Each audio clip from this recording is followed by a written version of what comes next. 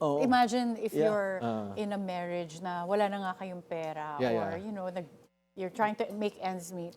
Tapos magpa-file ka pa ng annulment na napakabigat ng requirements. Yes. Magastos yun. Magastos ang annulment. Misconception yan na lahat ng annulment cases automatic i-file ng OSG.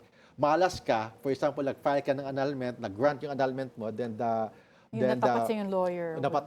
Stricto na lawyer, mag-file agad. But it's not mandatory or it's not the policy of the OSG. Kung i-amend natin talaga yung family code, and not make it mandatory for the OSG to appeal, even if it's not done in practice pala. Pero nandun sa family code. Let it be discretionary, and nakapagbigay sila ng ebidensya na talagang they have to separate, dapat hindi na mag-appeal para matapos na. And Tama.